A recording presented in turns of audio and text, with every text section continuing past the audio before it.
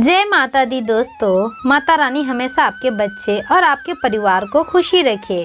आज की इस वीडियो में हम बात करने वाले हैं अष्टमी नवमी पर कर रहे हैं कन्या पूजन तो भूल कर भी न करें यह गलतियाँ, आपसे रुष्ट होकर चली जाएंगी माँ दुर्गा। आइए जानते हैं। कन्या पूजन के बाद जितना समर्थ होता है दान या दक्षिणा दी जाती है। माना जाता है कि ऐसा करने से माँ दुर्गा का आशीर्वाद प्राप्त होता है। लेकिन कन्या पूजन के दौरान आपसे हुई एक छोटी सी गलती भी माँ दुर्गा की नाराज़गी का कारण बन सकती है। माँ दुर्गा आपसे नाराज होकर आपके घर से जा सकती हैं। माना जाता है कि कन्या पूजन के बाद ही व्रत का संपूर्ण फल प्राप्त होता है। वहीं अष्टमी और नवमी के दिन भी कन्या पूजन किया जाएगा। कन्या पूजन में छोटी छोटी कन्याओं को आदर पूर्वक घर बुलाकर उनकी पूजा अर्चना की जाती है। उन्हें भोजन कराया जाता है। भोजन के बाद जितना समर्थ होता है दान या दक्षिणा दी जाती है। माना जाता है कि ऐसा करने से माँ दुर्गा का आशीर्वाद प्राप्त होता है। आइए जानते हैं किन बातों का विशेष ध्यान रखना चाहिए। इस बात का खास तौर पर ध्यान रखें कि कन्याओं के घर में आने के बाद उन्हें सीधे भोजन कराने के लिए नहीं बिठाना चाहिए। सबसे पहले उनके पाँव अपने हाथ से धुलाएं, फिर पैर पोंछ दें। इसके बाद अब उन्हें हल्दी कुमकुम और अक्षत से तिलक करें। इसके बाद उन्हें भोजन करने के लिए ऐसे बैठाएं कि उनका मुंह पूरब दिशा की ओर हो। ध्यान रखें कि उनके बैठने का आसन साफ होना चाहिए।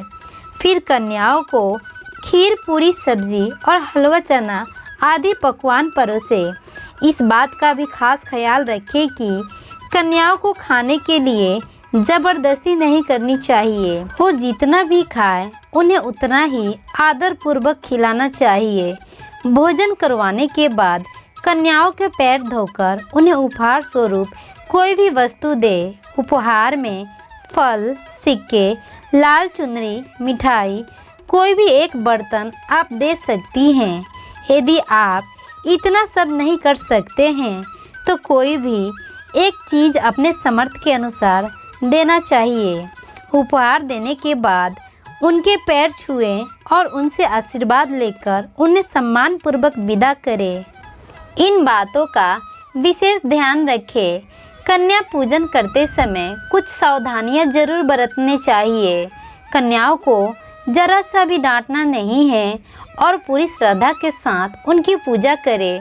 दरअसल वो जिन्हें आप पूज रहे हैं साधारण कन्या नहीं है बल्कि माता का स्वरूप है।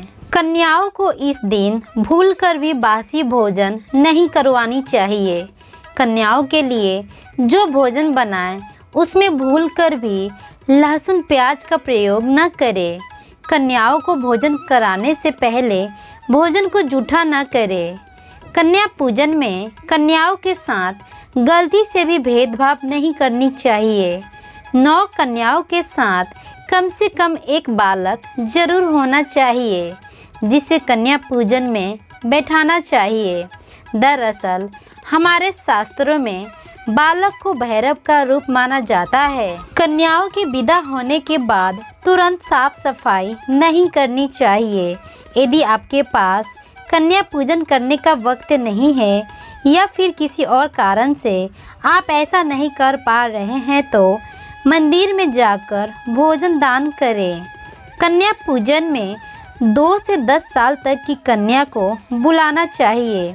इनकी संख्या कम से कम 9 होनी चाहिए। कन्या पूजन के दौरान कन्याओं को माता रानी का स्वरूप समझकर पूजा करनी चाहिए। मान्यता है कि यदि अविवाहित कन्या ऐसा करती है तो उनके शीघ्र विवाह होने के योग बनते हैं। आशा करती हूँ छोटी सी जानकारी से आपको कुछ सीखने को मिला होगा। ऐसे ही वीडियो देखने के लिए चैनल को लाइक, सब्सक्राइब और शेयर करना ना भूलें। धन्यवाद।